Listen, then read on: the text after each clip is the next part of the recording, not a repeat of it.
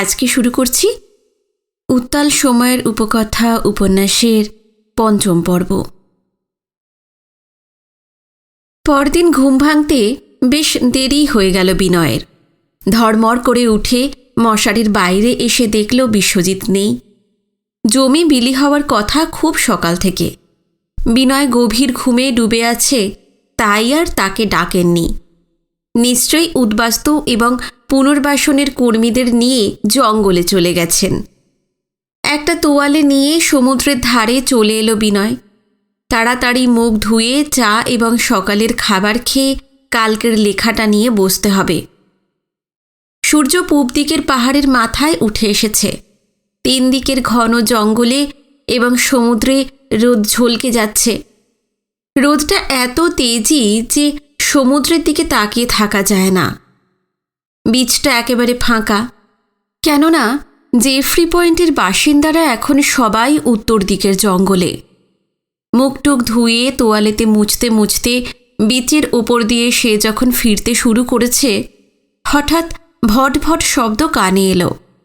ঘুরে দাঁড়াতেই চোখে পড়ল একটা মোটর বোট সমুদ্রের পাড় ঘেঁষে খুব আস্তে আস্তে এগিয়ে আসছে। বোটটার গায়ে নাম লেখা সিগাল। সিগাল মানে তো সিন্ধু শকুন নাকি সাগর পাখি।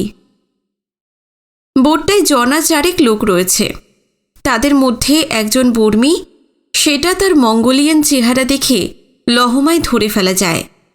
বাকি ৩ জন বেশ কালো, সবার চুল চামড়া ঘেঁষে ছোট ছোট করে কাটা। কেউ মাঝারি হাইটের, কেউ বেড ঢ্যাঙা। বর্মীটার বয়স ৫০-এর কাছাকাছি, পরনে ঢলা ফুল প্যান্ট আর হাত কাটা জামা। অন্য সবাই পরেছে খাটো হাফ প্যান্ট, প্যান্টগুলো আঁট হয়ে গায়ে লেপটে আছে, শার্ট টার্ট নেই। দুজনের গলায় কালো কারে ক্রস ঝুলছে, বোঝাই যাচ্ছে খ্রিশ্চান। বাকি লোকটির গলায় কিচ্ছু নেই। ওরা বিনয়কে দেখতে পেয়েছিল। বোটটি থামিয়ে বর্মীটি হিন্দি এবং উর্দু মেশানো হিন্দুস্থানিতে জিজ্ঞেস করল, সাহাব, জেফ্রি পয়েন্টের রিফিউজি সেটেলমেন্টের বসার কথা শুনেছিলাম। পাকিস্তানের রিফিউজিরা কি এসে গেছে? বিনয় বলল, হ্যাঁ, অনেক উদ্বাস্তু ফ্যামিলি এসে গেছে, আরও আসবে। হাম লোগ আতে হ্যাঁ। এদিকে যখন এসে পড়েছি, নয়া সেটেলমেন্টের কামকাজ কেমন হচ্ছে একবার দেখে যাই। মোটর বোটটা যদিও ছোট, কিন্তু কিনারে ঘেঁষতে পারছে না, কেননা সেখানে জলের গভীরতা ১.৫-২ ফিটের বেশি হবে না। বোটের তলার দিকটা জলতলের বালিতে আটকে যাবে। খানিক দূরে জল যেখানে কোমর সমান গভীর, সেখানে নোঙর ফেলে বর্মীরা ৪ জন সমুদ্রে নেমে পড়ল। তারপর জল ঠেলে ঠেলে পাড়ে এসে উঠল। তাদের প্যান্ট ট্যান্ট ভিজে গেছে, কিন্তু তা নিয়ে কারোর মাথা ব্যথা নেই। ভাবখানা এইরকম, ভিজে যখন গেছে তখন শুকিয়েও যাবে। বর্মী আর সঙ্গীরা বিনয়ের কাছে চলে এসেছিল। বর্মীটা জিজ্ঞেস করল, আপ লোক সেটেলমেন্ট কা আফসার হ্যাঁ? আফসার অর্থাৎ অফিসার। কলকাতায় আসার পর কাজ চালাবার মতন হিন্দি আর একটু আধটু উর্দু শিখে নিয়েছে বিনয়। বুঝতে পারে, মোটামুটি বলতেও পারে। সে বলল, না না, আমি কলকাতার একটা নিউজ পেপারে কাজ করি, আন্দামানের সেটেলমেন্ট দেখতে এসেছি। ও, আপনি আকবরে কাম করেন, পত্রকার? বর্মীর ভক্তিই যেন কয়েক গুণ বেড়ে গেল। আকবর কথাটার মানে জানত না বিনয়, আন্দাজে বুঝে নিল যে খবরের কাগজ। পত্রকারটা আগেই শুনেছে, সেটা হলো সাংবাদিক। বিনয় বলল, হ্যাঁ, কিন্তু আপনাদের পরিচয়টা জানতে পারলাম না তো। বর্মীটি বিপুল উৎসাহে জানায় সে শেল কালেক্টর, নাম লাপওয়ে। আন্দামানের দরিয়া ইজারা নিয়ে জলের তলা থেকে নানা রকম শঙ্খ, কড়ি, টার্বো, ট্রোকাস ইত্যাদি তুলে ঘষে মেজে সাফ করে কলকাতা, বোম্বাই এমনই সব বিরাট বিরাট শহরে পাঠায়। আন্দামানের শেলের সারা দুনিয়া জুড়ে কদর। কলকাতা, বোম্বাইয়ের বড় বড় শেঠেরা সেই সব পৃথিবীর নানা জায়গায় চালান দেয়। শেল নিয়ে লাখো লাখো টাকার কারবার চলছে।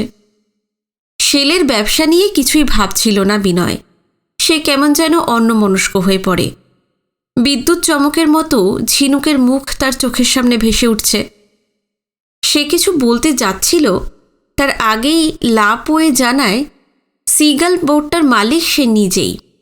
সরকারের কাছ থেকে সে নিজেই শেল তোলার লাইসেন্স নেয়। ফি বছর লাইসেন্স রিনিউ করতে হয়। বছরের পর বছর এইভাবেই চালিয়ে যাচ্ছে। লাপোয়ে তার সঙ্গীদের সঙ্গেও পরিচয় করিয়ে দেয়। তারা হলো জোসেফ, জন এবং রামন। তিনজনই কেরালার লোক। দুজন খ্রিশ্চান, একজন হিন্দু। ওরা ডাইভার, অর্থাৎ জলের তলায় ডুব দিয়ে হাঙর এবং অন্য সব হিংস্র সামুদ্রিক জন্তুর সঙ্গে লড়াই করে ট্রোকাস, টার্বো ইত্যাদি দামি দামি শেল তুলে আনে।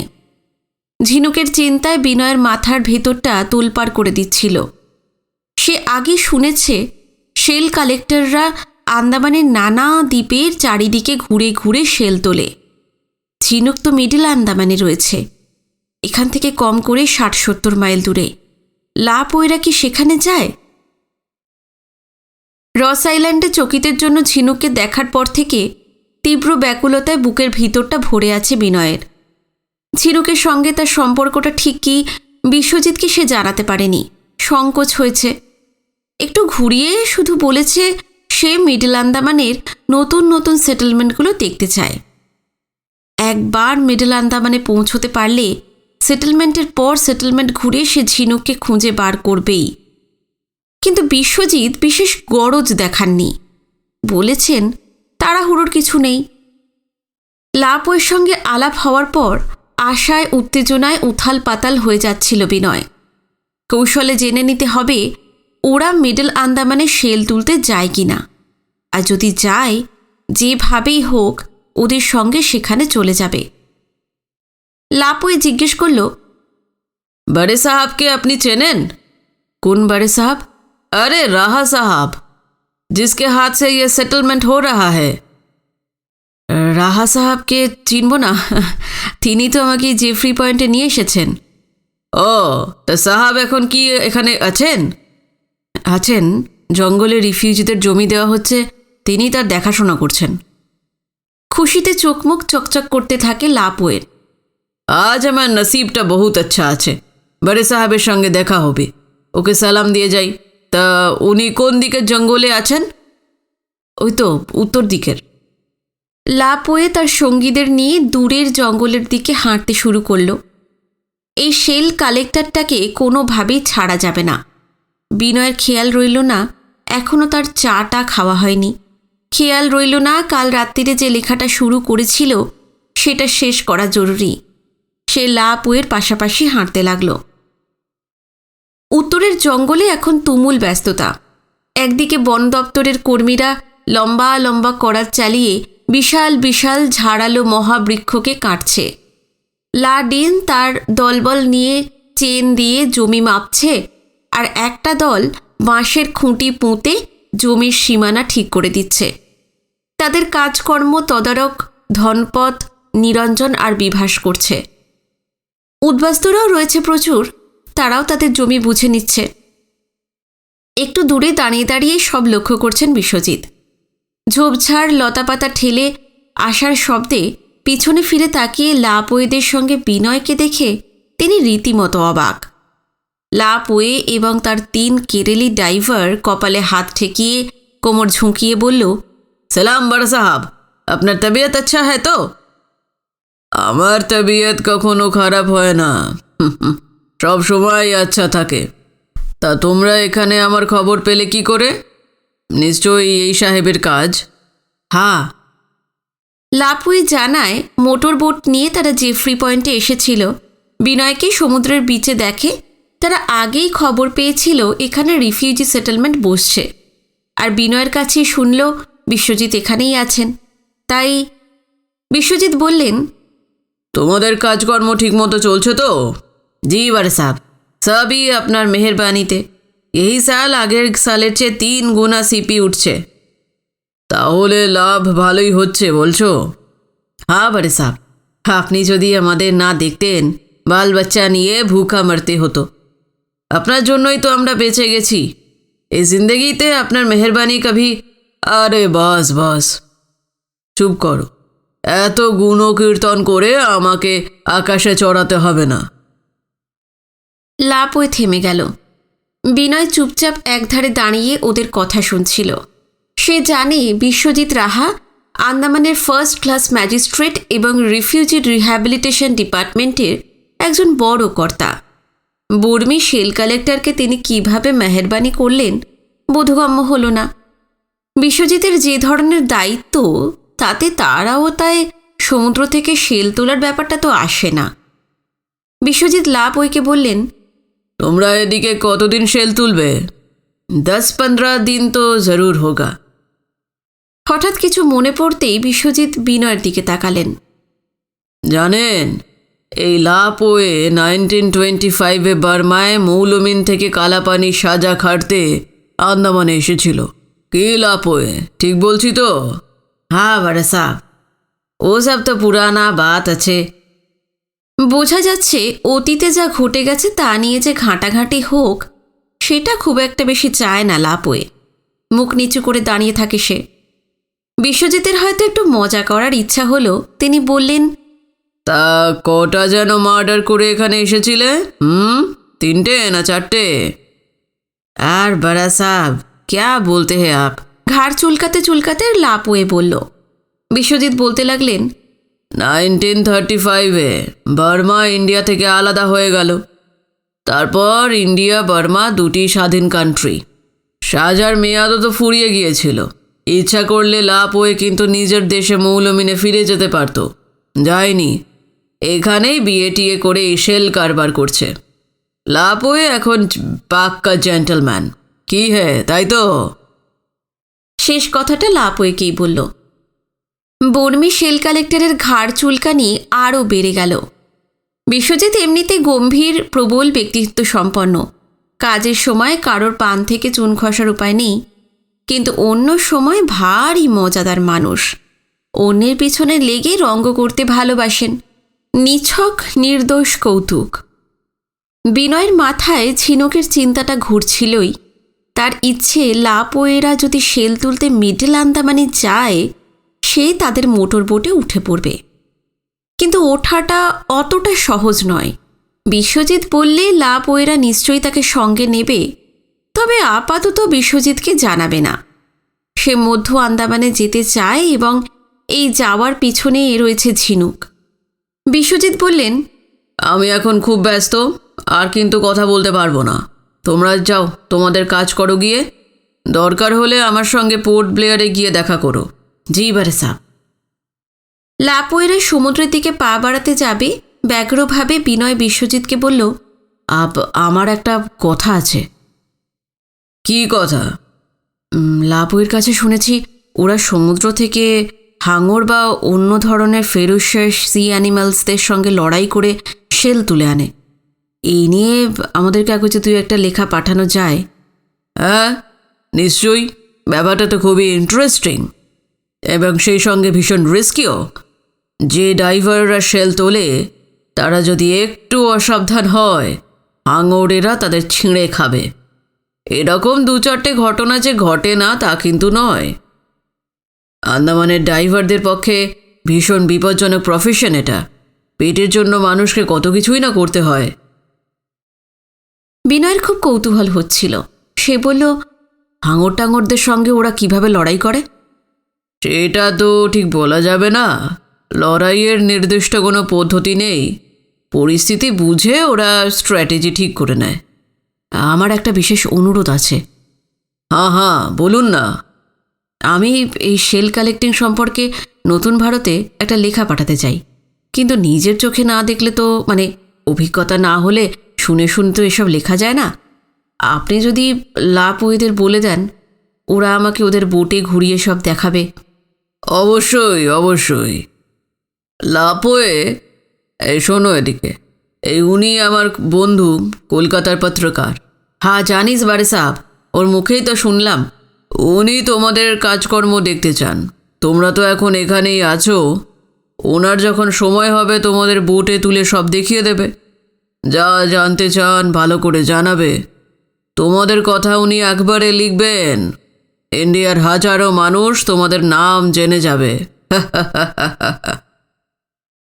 লাপই মাথা ঝুঁকিয়ে জানায় বড়ে সাহেবের হুকুম নিশ্চয়ই তামিল করা হবে।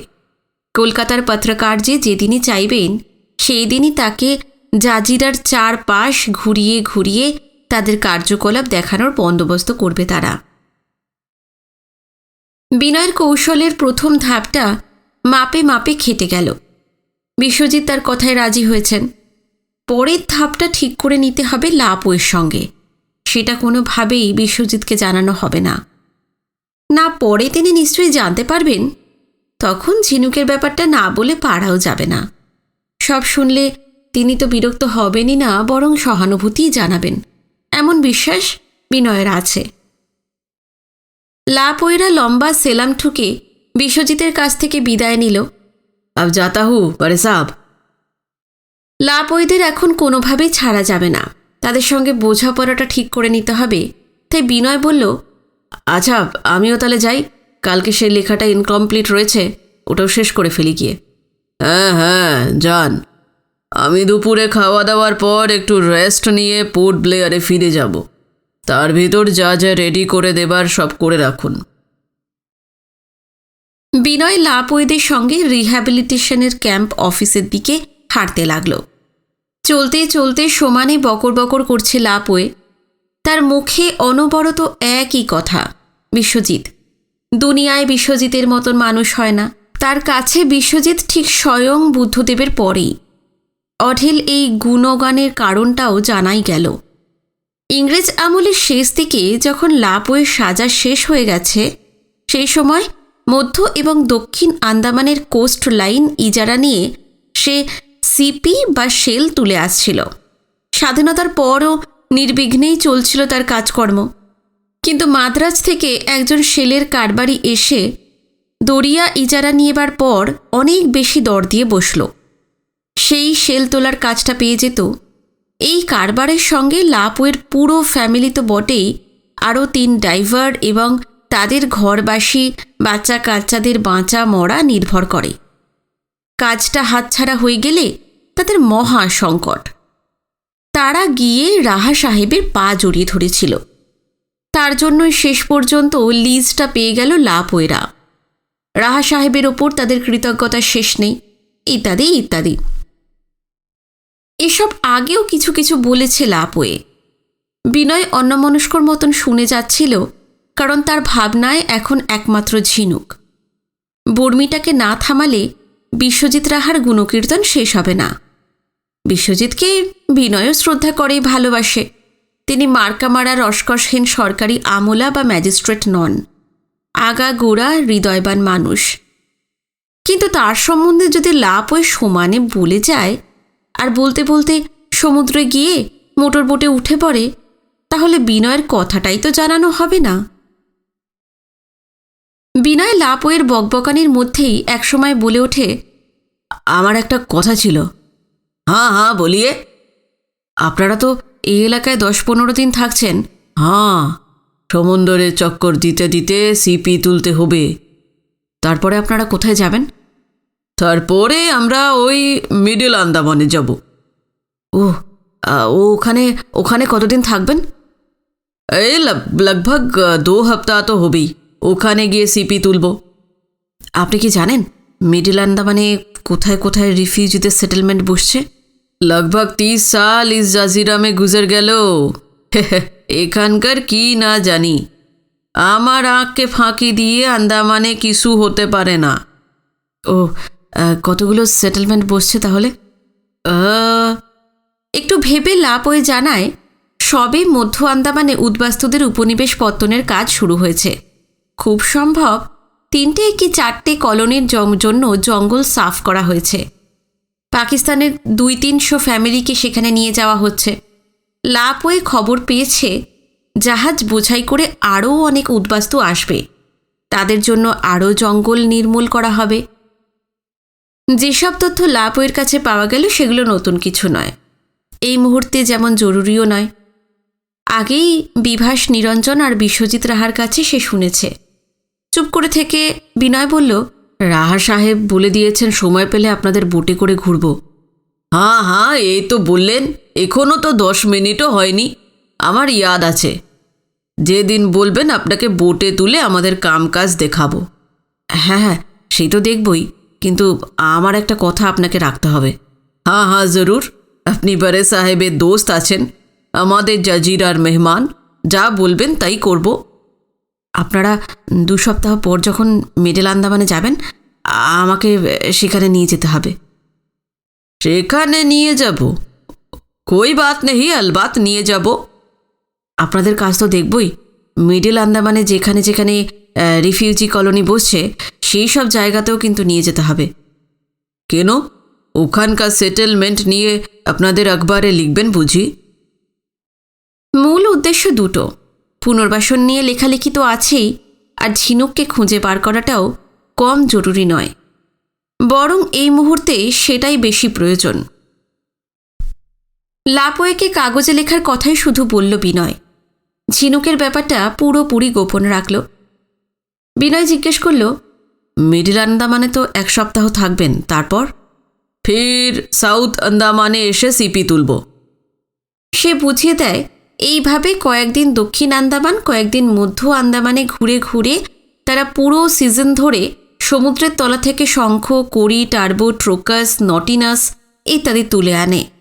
বিনয় বলল, আচ্ছা, ওখানে কলোনি বানানো হচ্ছে, নিশ্চয়ই সেসব কাজ দেখাশোনার জন্য সরকারি ক্যাম্প অফিস বসেছে।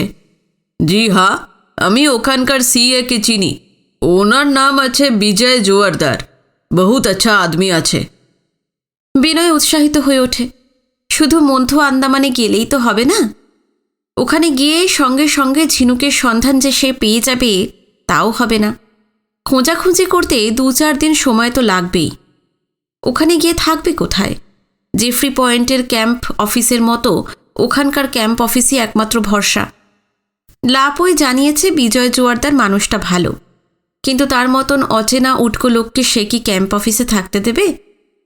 বিনয় বলল, আমাকে কিন্তু বিজয় জোয়ারদারের সঙ্গে আলাপ করিয়ে দিতে হবে। হ্যাঁ জরুর দেবে, কেন দেবে না? আমি ওখানে কয়েকদিন থাকতে চাই, ওরা কি থাকতে দেবে? এর চেয়ে বিস্ময়কর কথা আগে বুঝি কখনো শোনেনি লাপোয়ে। 2-4 লহমা হাঁ করে তাকিয়ে থাকে সে, তারপর যা বলে তা এই রকম। বিনয় রাহা সাহেবের দোস্ত, একবারে কাজ করে। এইসব শোনার পর থেকে তাকে মাথায় করে রাখবে বিজয় জোয়ারদার, চিন্তার কোনো কারণ নেই। বিনয়ের দুর্ভাবনা কেটে যায়। সে বলে, আপনারা সিপি তুলবেন, আমি আমার কাজ সারব, তারপর আমাকে আবার এই জেফ্রি পয়েন্টে পৌঁছে দিয়ে যেতে হবে।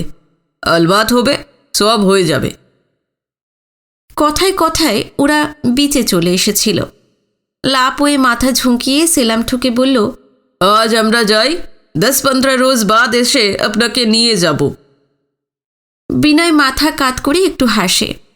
বিশ্বজিৎ রাহার বন্ধু হওয়ার কারণে আন্দামানের লোকজন তাকে যথেষ্ট খাতির করছে। লাপোয়েরা সমুদ্রের জলে নেমে তাদের মোটর বোটে উঠে পড়ে, আর বিনয় ফিরে আসতে থাকে। ক্যাম্প অফিসের কাছাকাছি যখন পৌঁছে গেছে, কোত্থেকে পরিতোষ দৌড়াতে দৌড়াতে এসে হাজির। বলল, আপনি সকালের খাওয়ান খান নাই, আপনাকে ঘরে পাঠাইয়া দিব। ঘুম ভাঙার পর সমুদ্রে মুখ ধুতে গিয়েছিল বিনয়। তারপর থেকে খাওয়ার কথা একেবারেই খেয়াল ছিল না। এইসবের মধ্যে বেলা অনেকটাই চড়ে গিয়েছিল। যে কদিন জেফ্রি পয়েন্টে বিনয় থাকবে তার সুবিধে অসুবিধের দিকে পরিতোষকেই নজর রাখতে বলেছেন বিশ্বজিৎ। যতটা সম্ভব বিনয়ের স্বাচ্ছন্দ্যের যেন ব্যবস্থা করা হয়। পরিতোষ সেটা ভোলেনি, অক্ষরে অক্ষরে পালন করে চলেছে। সকালে সবার খাওয়া হয়ে গেছে, শুধু বিনয়ই খেতে আসেনি। সেটা পরিতোষ লক্ষ্য রেখেছিল।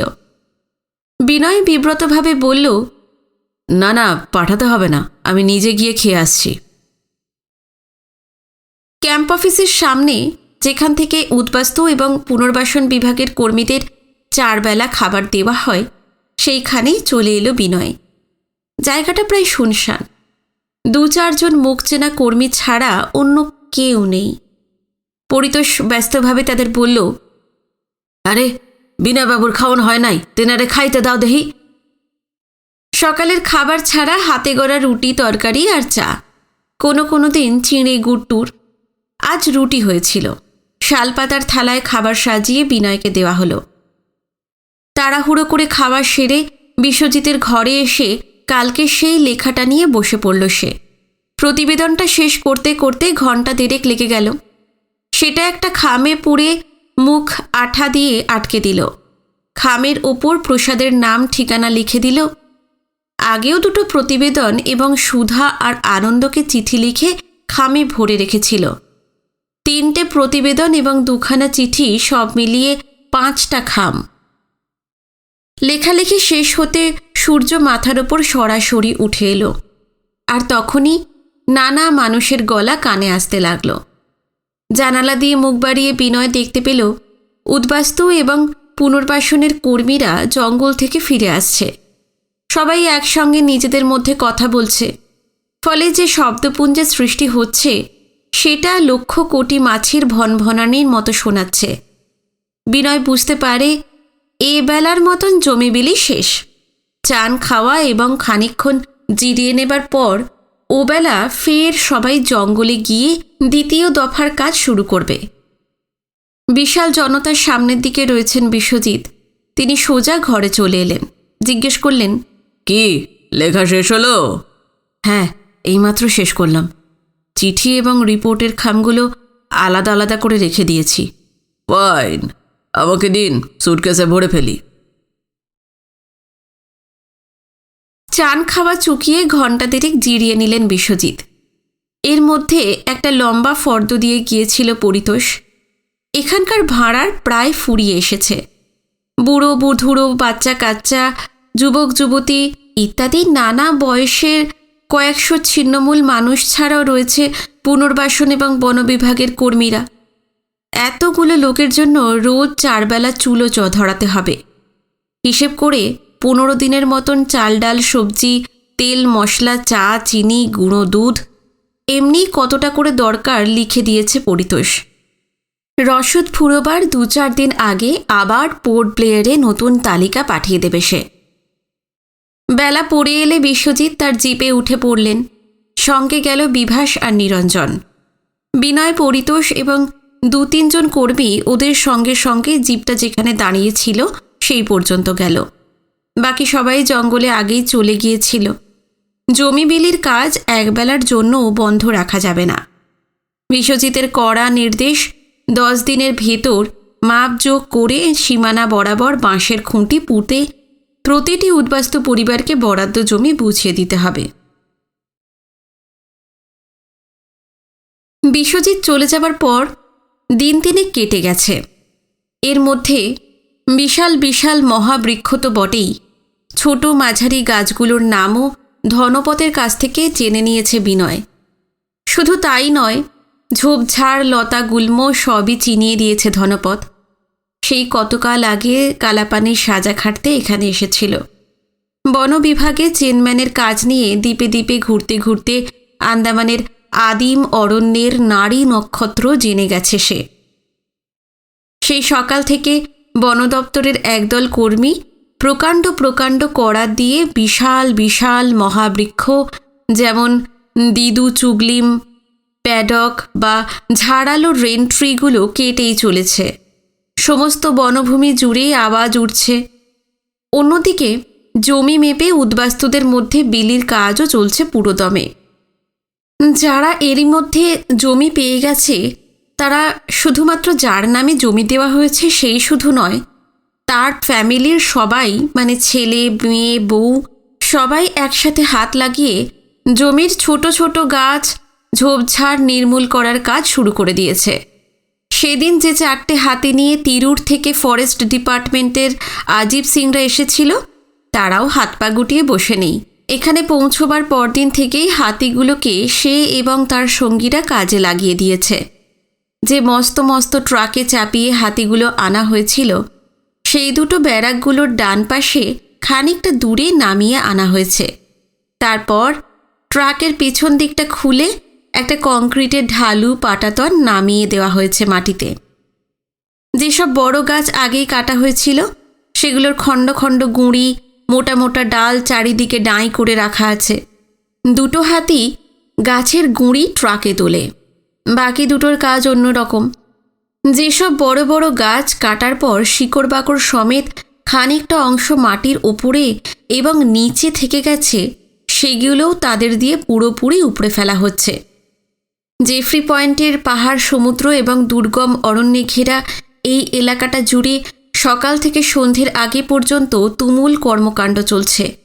দক্ষিণ আন্দামানের এমন একটা এলাকায় নতুন সেটেলমেন্ট গড়ে তোলা কি সহজ কাজ? বিনয় রোজ সকালে রিহ্যাবিলিটেশনের কর্মী এবং উদ্বাস্তুদের সঙ্গে জঙ্গলে চলে যায়, জমি মাপামাপি দেখে, দুপুরে সবার সঙ্গে ফিরে চান খাওয়া এবং বিশ্রাম, তারপর আবার জঙ্গলে গিয়ে ঢোকা। দিনের আলো যতক্ষণ থাকে সেখানে কাটিয়ে আসে। রাত্রিরে খাওয়া দাওয়ার পর বিশ্বজিতের ঘরে এসে সারা দিনে যা যা দেখল তার প্রতিবেদন লিখতে বসে। বিশ্বজিৎ এখন পোর্ট ব্লেয়ারে চলে গেছেন। পুরো ঘরখানা এখন একা বিনয়ের দখলে। ওধারে ব্যারাক দুটোর সামনের দিকে মস্ত ফাঁকা চত্বরটায় কাঠের মোটা মোটা অগুন্তি খুঁটি পুঁতে তার উপর চেরা বাঁশের পাটাতন বসিয়ে বিরাট মঞ্চ বানিয়েছে মোহনবাসীরা। শখানেক মানুষ সেখানে ঘেঁষাঘেঁষি করে বসতে পারে। রাত্রিরে খাওয়া দাওয়া চুকলে মোহনবাসী সহদেবরা একতারা, দোতরা, সারিন্দা এমনি সব বাদ্যযন্ত্র নিয়ে আজকাল রোজই গান বাজনার আসর বসাচ্ছে। বিশ্বজিতের ঘরে বসে রিপোর্ট লিখতে লিখতে বিনয় গান শোনে। এই নির্জন দ্বীপ মায়াবী সুরের দোলায় যেন অলিক কোনো স্বপ্নের দেশ হয়ে ওঠে। কি ভালো যে লাগে বিনয়ের। বিশ্বজিৎ চলে যাবার 3 দিন বাদে দুপুরে খাওয়া দাওয়ার পর সবার সঙ্গে রোজকার মতোই জঙ্গলে গেছে বিনয়। পুরো দমে কাজ চলছে চারিদিকে। হঠাৎ গাড়ির আওয়াজে ডান দিকে সে তাকায়। ওধারে উপত্যকার তলায় উদ্বাস্তুদের জন্য লম্বা লম্বা ব্যারাক আর সেটেলমেন্টের ক্যাম্প অফিস। তার পিছনে পাহাড়। বিনয় দেখতে পেল একটা জিপ পাহাড়টার গা বেয়ে নেমে আসছে। বিশ্বজিৎ বা পুনর্বাসন দপ্তরের অন্য কোনো অফিসারের তো আজ আসার কথা নয়। তারা এলে কলোনাইজেশন অ্যাসিস্ট্যান্ট পরিতোষ বণিককে আগে ভাগেই জানিয়ে দেওয়া হয়। বিনয় লক্ষ্য করল জিপটা ক্যাম্প অফিসের সামনে এসে থামল। সঙ্গে সঙ্গে গাড়িটা থেকে যিনি নামলেন তার বয়স 53-54 মতো, মাঝারি হাইট, মাথায় কাঁচা পাকা এলোমেলো চুল, চোখে চশমা, পরনে পাজামা, খাটো ঝুলের শার্ট। দূর থেকে এর বেশি কিছুই বোঝা গেল না। ক্যাম্প অফিসের কাছাকাছি 2-3 জন কর্মী কী করছিল তারা দৌড়ে বয়স্ক লোকটির কাছে চলে এলো। তাদের সঙ্গে 2-1 মিনিট কথা বললেন। তারপর জঙ্গলের দিকে লম্বা লম্বা পায়ে হাঁটতে শুরু করলেন। কর্মী দুটি তার পিছু পিছুই আসছিল। তিনি হাত তুলে তাদের থামিয়ে দিলেন। বোঝা গেল তিনি একাই জঙ্গলে আসতে চান। কর্মী দুজন আর এগুলো না। মাঝবয়সী লোকটি সোজা জঙ্গলে চলে এলেন। তাকে দেখে আমিন লাডিন, চেনম্যান ধনপত এবং পুনর্বাসনের অন্যান্য কর্মীরা কাজকর্ম ফেলে দৌড়ে এলো। সসম্ভ্রমে মাথা ঝুঁকিয়ে কেউ বলল সালাম, কেউ বলল নমস্তে, কেউ বলল আপকা তবিয়ত ঠিক হ্যায় তো? মধ্যবয়সী মানুষটি যে সামান্য লোক নন, লাডিনদের সসম্ভ্রমে কথা বলতে দেখে সেটা আন্দাজ করতে পারছিল বিনয়। কাছাকাছি আসায় মানুষটিকে স্পষ্ট দেখা যাচ্ছে। রোগা খয়াটে চেহারা, গাল ভাঙা, হাতের শিরাগুলো প্রকট, কণ্ঠার হাড় চামড়া ফুঁড়ে বেরিয়ে এসেছে। আরও একটা ব্যাপার চোখে পড়ল, তার 2 হাতের কবজিতে মোটা কালচে দাগ। অনেকদিন হাতে গোলাকার ধাতুর জিনিস পরিয়ে রাখলে যেমন হয় ঠিক সেই রকম আর কি। মধ্যবয়সী দেখা গেল সবাইকে চেনেন। প্রত্যেককে আলাদা আলাদা করে জিজ্ঞেস করল, তুমি কেমন আছো লাডিন, তুমি কেমন আছো ধনপত, ইত্যাদি ইত্যাদি। সবাই জানায় মাঝবয়সীর মেহেরবানিতে তারা ভালোই আছে। বয়স্ক মানুষটি বললেন, কাজ বন্ধ করে গল্প আর নয়, এবার যাও, তোমরা যাও, পরে কথা হবে। লাডিনদের সঙ্গে তিনি কথাবার্তা বলছিলেন ঠিকই, কিন্তু তার চোখ বারবার বিনয়ের দিকে চলে যাচ্ছিল। ভিড়টা হালকা হয়ে গেলে তিনি এগিয়ে এলেন, একটু হেসে বললেন, আমার যদি খুব ভুল না হয়ে থাকে তুমি নিশ্চয়ই বিনয়, কলকাতার কাগজের রিপোর্টার। আপনি আপনি আমাকে চিনলেন কি করে? আগে তো আমাদের কখনো দেখা হয়েছে বলে মনে হয় না। না, হয়নি। তবু তোমার কথা আমি জানি। আমার নাম শেখরনাথ রাহা। নামটা হয়তো শুনেছ। আমি বিশ্বজিতের কাকা। বিশুর কাছেই তোমার সব কথা শুনেছি। এবার বিনয় চিনতে পারল এই মানুষটি তো সেই মানুষ যিনি ইংরেজ রাজত্বের বিরুদ্ধে সশস্ত্র আন্দোলন করতে গিয়ে ধরা পড়েছিলেন। দ্বীপান্তরী সাজা দিয়ে তাকে আন্দামানে পাঠানো হয় 1925-এ। দেশ স্বাধীন হওয়ার আগে এবং পরে কত বিপ্লবী ভারতের মেনল্যান্ডে ফিরে গেছেন, কিন্তু শেখরনাথ আর ফেরেননি। বঙ্গোপসাগরের এই দ্বীপপুঞ্জেই থেকে গেছেন। বিহ্বল ভাবটা কাটিয়ে উঠতে একটু সময় লাগল বিনয়ের। তারপর ঝুঁকে শেখরনাথের পা ছুঁতে যাচ্ছিল। শেখরনাথ তার দু কাঁধ ধরে তুলে ধরে হেসে হেসে বললেন, থাক থাক থাক, পায়ে ধুলো ময়লা লেগে আছে, হাত দিলে নোংরা লেগে যাবে, ওঠো। বিশ্বজিৎ বাবুর মুখে শুনেছিলাম খুব শিগগিরই আপনি এখানে আসবেন। আপনার জন্য অপেক্ষাও করছিলাম। রোজই ভাবি যে এই এলেন বুঝি। বিশু বলেনি আমি লিটল আন্দামানে গিয়েছিলাম? হ্যাঁ হ্যাঁ, বলেছেন। সেই দ্বীপটা কত দূরে? পোর্ট ব্লেয়ার থেকে 60-65 মাইল তো হবেই। ওটাই হলো আন্দামানের সাদার্ন মোস্ট আইল্যান্ড। ওখানে কারা থাকে জানো? না, আমি তো এই প্রথম আন্দামানে এসেছি। আর পোর্ট ব্লেয়ারে নামার পরেই তো জেফ্রি পয়েন্টে চলে এলাম। আর কোথাও যাবার সময়ই পাইনি। তা ঠিক। লিটল আন্দামানে থাকে ওঙ্গেরা, আন্দামানের আদিম ট্রাইবদের একটা। এরা কালো কালো পিগমি, 4.5 ফিটের মতন হাইট, সংখ্যায় ওই 451 মতন। ক্রমে কমে আসছে। ভয় ছিল হয়তো একদিন ট্রাইবটা আর থাকবে না, একেবারে নিশ্চিহ্ন হয়ে যাবে। কিন্তু হঠাৎ খবর পেলাম ওদের 2 বাচ্চা হয়েছে। শুনে যে কি আনন্দ হলো, তাই জেলেদের ট্রলারে চেপে চলে গেলাম। তাছাড়া যাওয়ার আরও একটা কারণ ছিল। হাজার হাজার ছোট কচ্ছপ সমুদ্র সাঁতরে এই সময়টাতেই লিটল আন্দামান আর নিকোবরে বালির চড়ায় ডিম পাড়তে আসে। সে এক আশ্চর্য দৃশ্য। একসঙ্গে এত কচ্ছপ তুমি কল্পনাও করতে পারবে না। বুঝলে ইয়াং ম্যান, চোখ ফেরানো যায় না। কচ্ছপের ঝাঁক? কচ্ছপের ঝাঁক দেখলেন আপনি? দেখলাম তো। আপনি যে ওঙ্গেদের ওখানে চলে গেলেন, আপনার তো বিপদ হতে পারত। বিপদ? কিসের বিপদ? এখানকার ট্রাইবরা শুনেছি ভীষণ হিংস্র। তারা... বিনয়কে হাত তুলে থামিয়ে দিলেন শেখরনাথ। জানালেন ওঙ্গেরা খুবই নিরীহ, শান্ত। মাত্র কিছুদিনই হলো তারা আগুন ব্যবহার করতে শিখেছে। তীর দিয়ে সমুদ্র থেকে মাছ শিকার করে এখন আগুনে ঝলসে খায়। শেখরনাথ অনেকবার লিটল আন্দামানে গেছেন। তাকে দেখলে ওরা খুশি হয়। কিন্তু হঠাৎ কয়েকদিন আগের সেই রাতের ভয়ঙ্কর দৃশ্যটা বিনয়ের চোখের সামনে ভেসে উঠল। বিনয় বলল, কিন্তু কি? এখানকার জঙ্গলে যে ট্রাইবটা আছে তারা কিন্তু ভীষণ হিংস্র। ও, তুমি জারোয়াদের কথা বলছো? হ্যাঁ। সেদিন রাতে আচমকা এই সেটেলমেন্টে জারোয়ারা যে আতঙ্ক ছড়িয়েছিল হানা দিয়ে, সেটাই সংক্ষেপে বিনয় জানালো শেখরনাথকে।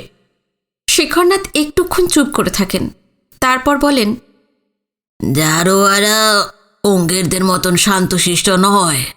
ওরা খুবই উগ্র ধরনের। তার একটা কারণও আছে। কি কারণ? তুমি তো উদ্বাস্তুদের সঙ্গে এই ক্ষেপে কলকাতা থেকে এসেছো। প্রথমে রস আইল্যান্ডে নেমেছিলে, তারপর এসেছিলে পোর্ট ব্লেয়ারের এবারডিন মার্কেটের সামনে, তাই তো? হ্যাঁ। সেলুলার জেল তৈরি হবার আগে ইংরেজ পুলিশ প্রায় 40 জন জারোয়াকে ধরে এনে গুলি করে মারে। সেই থেকেই ওরা প্রচণ্ড হিংস্র হয়ে উঠেছে। তারা চায় না বাইরে থেকে সো কল্ড সভ্য জগতের কেউ এসে তাদের জঙ্গল পাহাড় দখল করে বসুক। সেই ঘটনা অবশ্য অনেক দিনের, কিন্তু জেনারেশনের পর জেনারেশন তারা ক্রোধটা পুষে রেখেছে।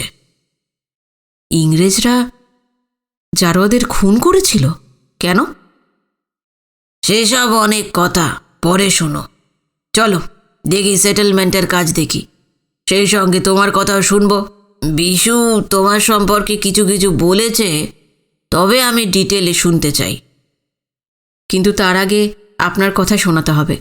সেই যে 22-23 বছর আগে আপনাকে সেলুলার জেলে পাঠানো হলো, তখন থেকে তোমাকে নিয়ে সময় পেলেই আমি একদিন সেলুলার জেলে যাব ভেবেছি, তখন সব শুনো তুমি।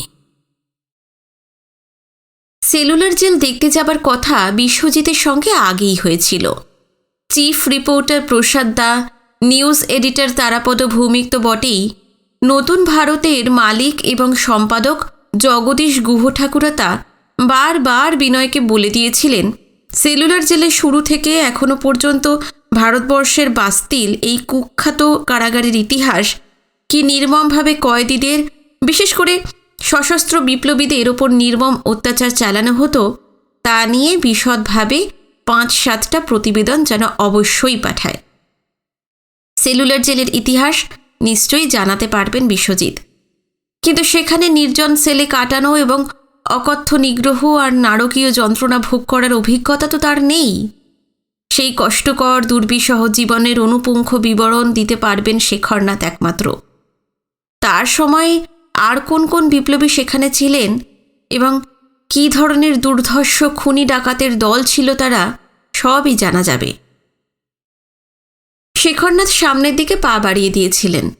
দূরের জঙ্গলে গাছ কাটা চলছে, ডান পাশে চলছে জমি মাপামাপি এবং বরাদ্দ জমির সীমানা বরাবর বাঁশের খুঁটি পোঁতার কাজ।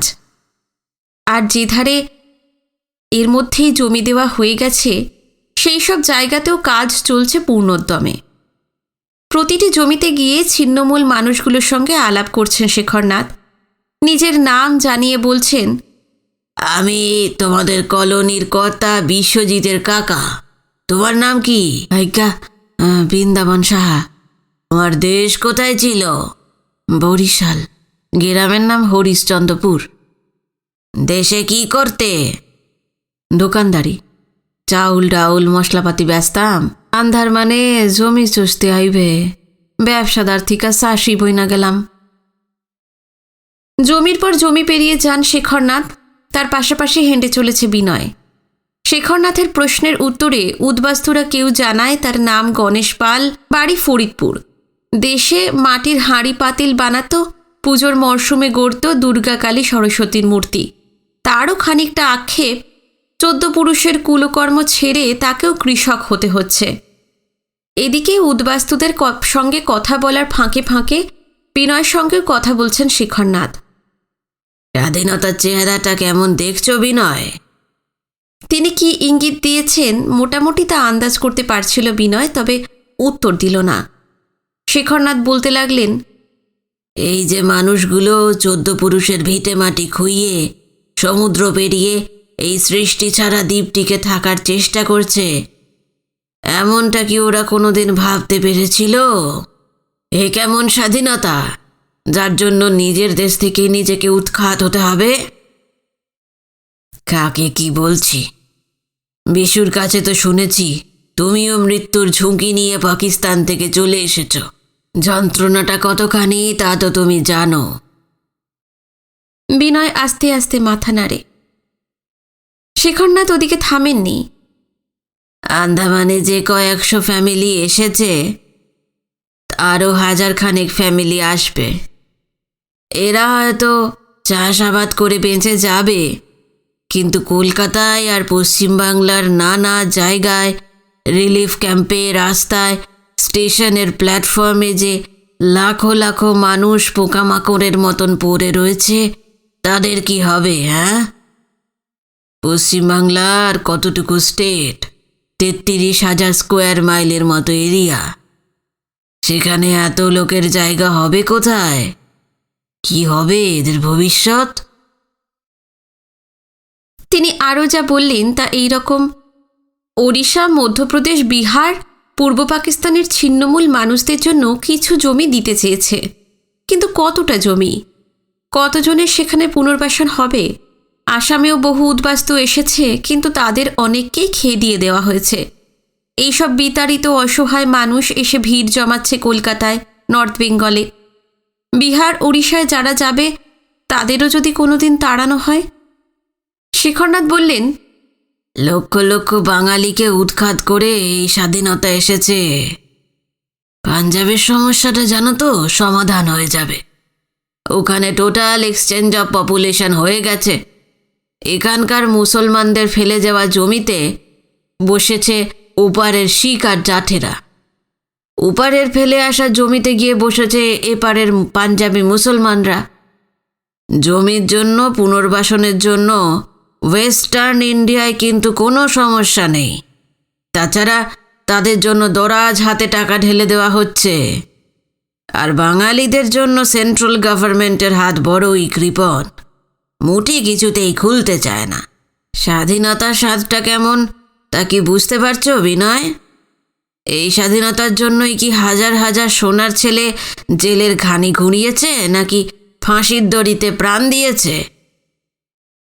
চুক্তিতে সই করে দেশটাকে কেটে কুটে স্বাধীনতা এলে তার চেহারাটা কেমন হয় তা সবাই দেখতে পাচ্ছে। মুক্তি সংগ্রামীদের এত আত্মত্যাগ সব বৃথা গেল। বিনয় অবাক হয়ে যাচ্ছিল।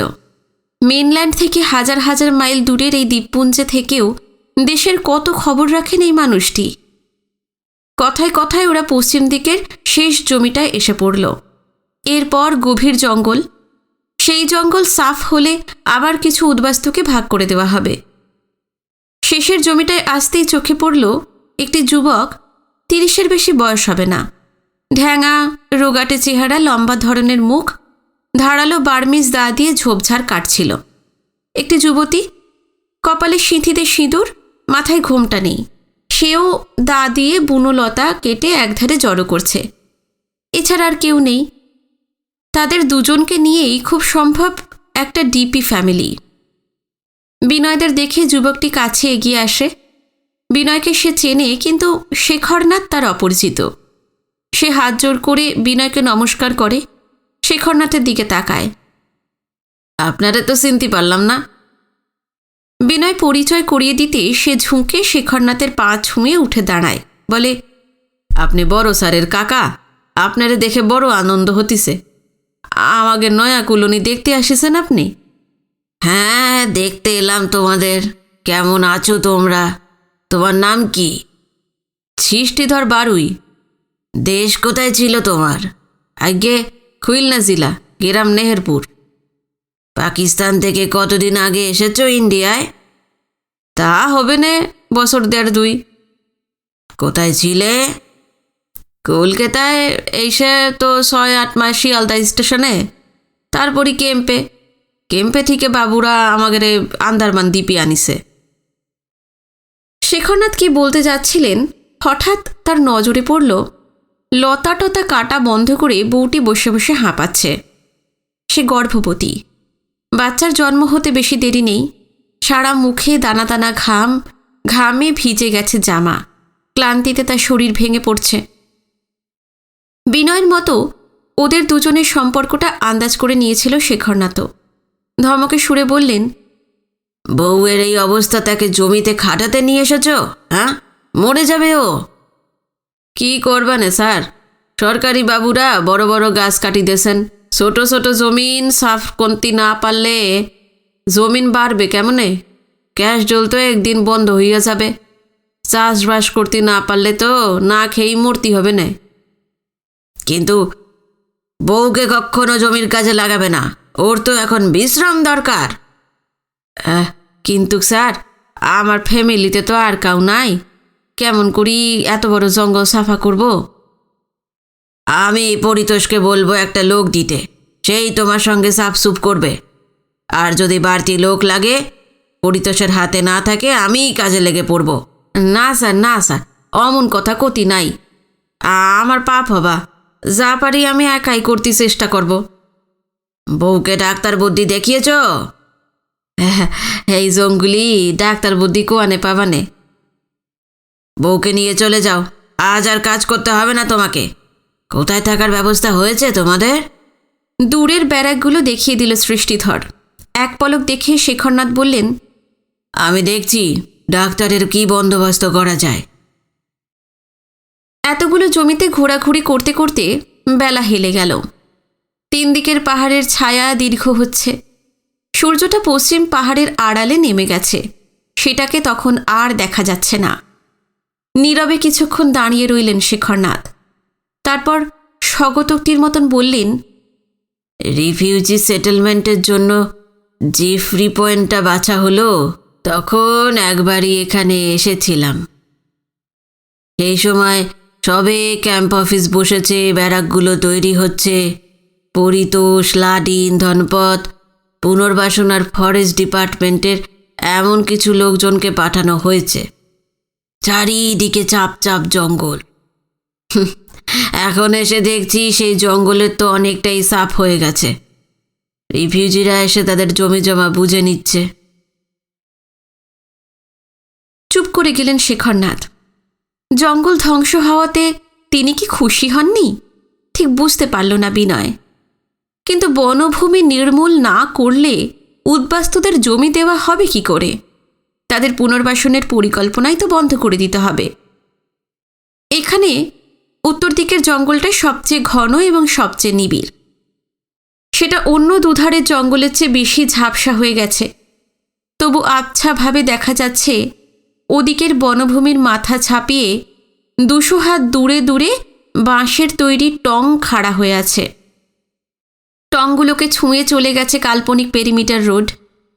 ওইসব উঁচু উঁচু মাচা বা টং যে বুশ পুলিশের ঘাঁটি বা ওয়াচ টাওয়ার, শেখরনাথ তা জানেন। ওখানে বসেই বুশ পুলিশের দল জারোয়াদের গতিবিধির ওপর নজর রাখে। সেদিকে আঙুল বাড়িয়ে একসময় জিজ্ঞেস করলেন, যেভাবে উত্তর দিকের জঙ্গল কাটা হচ্ছে তাতে আমার দুশ্চিন্তা হচ্ছে। বিনয় কি একটা উত্তর দিতে যাচ্ছিল, তার আগেই শেখরনাথ আবার জিজ্ঞাসা করলেন, তুমি কি জানো রিহ্যাবিলিটেশন ডিপার্টমেন্টের পরিকল্পনাটা কি? বিশু তোমাকে কিছু বলেছে? কিসের পরিকল্পনা? না, আমি তো কিছু জানি না। ওরা কি বুশ পুলিশের ঘাঁটি আর পেরিমিটার রোডের ওধারের জঙ্গলও রিফিউজি সেটেলমেন্টের জন্য সাফ করে ফেলবে? আমি তো জানি না। রাহা সাহেব এই ব্যাপারে আমাকে কিছুই বলেননি। ওপাশের জঙ্গলে হাত দেওয়াটা ঠিক হবে না। ওটা যেমন আছে তেমনই থাকা দরকার। কেন জানো? কেন? শেখরনাথ জানালেন, দক্ষিণ আন্দামানের উত্তর দিকের এই জঙ্গলটা জারোয়াদের নিজস্ব এলাকা। পূর্ব পাকিস্তানের ছিন্নমূল মানুষজনের পুনর্বাসনের জন্য আন্দামানের আদিম বাসিন্দা জারোয়াদের উৎখাত করা খুবই অন্যায়। জঙ্গল গেলে ওদের রিহ্যাবিলিটেশন হবে কোথায়? শেখরনাথ বললেন, সৃষ্টিধরের জমি পর্যন্ত জঙ্গল কাটা হয়ে গেছে। আমার মনে হয় ওই পর্যন্তই থাক।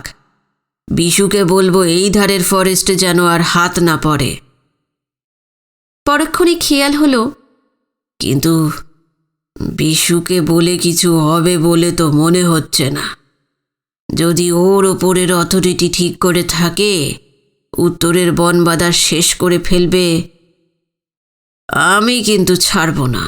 চিফ কমিশনার আন্দামান নিকোবরের অ্যাডমিনিস্ট্রেটিভ হেড, আমি তার সঙ্গে দেখা করব। তাতেও যদি কাজ না হয় ওর অফিসের সামনে আমি ধর্নায় বসে যাব। বিনয় লক্ষ্য করল শেখরনাথের মুখটা কঠিন হয়ে উঠছে। তার ভিতর থেকে বেরিয়ে এসেছে অদম্য জেদি সে পুরনো বিপ্লবীটি। সে একটু ধন্দে পড়ে যায়। শেখরনাথ যা বললেন তাতে এই দ্বীপে পুনর্বাসনের পরিকল্পনা ধাক্কা খাবে। কোণঠার সুরে সে বলল, কিন্তু কি? বহু রিফিউজি এসে গেছে তো, তাদের সবাইকে এখনও জমি দেওয়া হয়নি। 1 মাসের ভেতর আরও অনেক রিফিউজি ফ্যামিলি এসে পড়বে, তাদেরকেও তো জমি দিতে হবে। জঙ্গল সাফ না করতে পারলে এত ল্যান্ড কোত্থেকে পাওয়া যাবে? হ্যাঁ, সেটা একটা বড় সমস্যা, তবে তার সলিউশনও আছে। উত্তর দিকটা বাদ দিয়ে পূব দিকের আর পশ্চিমের জঙ্গল সাফ করা যেতে পারে। ওই দুটো দিকে প্রচুর জমি বেরোবে, আর ওই দিকে জারোয়ারাও নেই। শেখরনাথের মনোভাবটা এখন স্পষ্ট বোঝা যাচ্ছে। উদ্বাস্তুদের সম্পর্কে তার অপার সহানুভূতি, ওদিকে জারোয়াদের উপরেও তার অফুরান মমতা। এখানকার জনজাতি তাদের নিজেদের বাসস্থানে চিরকাল যেভাবে থেকে এসেছে তেমনই থাক, তাদের উচ্ছেদ করলে তার ফলাফল হবে মারাত্মক। জঙ্গলে হাত পড়ায় এমনিতেই জারোয়ারা খুশি নয়, যদি উৎখাত হতে হয় তাহলে আরও হিংস্র হয়ে উঠবে। একদিকে উদ্বাস্তুরা থাক, অন্যদিকে জারোয়ারা। কোনো রকম বিশৃঙ্খলা অশান্তি যেন না ঘটে, সহাবস্থানই তার কাম্য। আলো ফুরিয়ে আসছে দ্রুত, কিছুক্ষণের মধ্যেই ঝপ করে সন্ধে নেমে যাবে। শেখরনাথ বললেন, চলো এবার ফেরা যাক। দুজনে দক্ষিণের ক্যাম্প অফিসের দিকেই হাঁটতে লাগলেন। এদিকে হাতিরা এবেলার মতো গাছের গুঁড়ি ঠেলার পর ফিরে যাচ্ছে, সঙ্গে তাদের চালকেরা। উদ্বাস্তুরাও ঝোপ জঙ্গল কেটে সার বেঁধে চলেছে। এদের মধ্যে অনেক বুড়ো টুড়োও রয়েছে। বয়সের ভারে নুয়ে পড়া, গায়ের কুঁচকানো চামড়া আলগা হয়ে ঝলঝল করছে, বেজায় দুর্বল। ধুঁকে ধুঁকে তারা হাঁটছে। এই বয়স্ক অশক্ত মানুষগুলোকে জমিতে কাজ করতে দেখেছেন শেখরনাথ, তখন সেভাবে লক্ষ্য করেননি। এখন তাদের ক্লান্ত বিধ্বস্ত চেহারা দেখে বড় মায়া হলো। সৃষ্টিধরকেও দেখা যাচ্ছে, সে তার গর্ভবতী বউকে ধরে ধরে নিয়ে চলেছে। মেয়েটির হাঁটতে খুব কষ্ট হচ্ছে, এলোমেলো পা ফেলছে। যদি কিছুতে টক্কর লেগে হোঁচট খেয়ে পড়ে যায়, মহা সর্বনাশ হয়ে যাবে। শেখরনাথ বললেন, এক জায়গা থেকে তুলে এনে এই মানুষগুলোকে বহুদূরের অচেনা দুর্গম একটা এলাকায় এনে ফেলে দেওয়া হলো। কিছু জমি জমা দেওয়া হলো, ব্যাস দায়িত্ব শেষ। বৃদ্ধরা, প্রেগনেন্ট মেয়েরা জঙ্গল সাফ করার মতন পরিশ্রমের কাজ করবে, এ কেমন কথা? এদের জন্য তো কিছু করতেই হবে। পুনর্বাসন বললেই কি পুনর্বাসন হয়? দেশে যেভাবে তারা ছিল, সেই পরিবেশ, সেই স্বাচ্ছন্দ্যটি তাদের তৈরি করে দিতে হবে।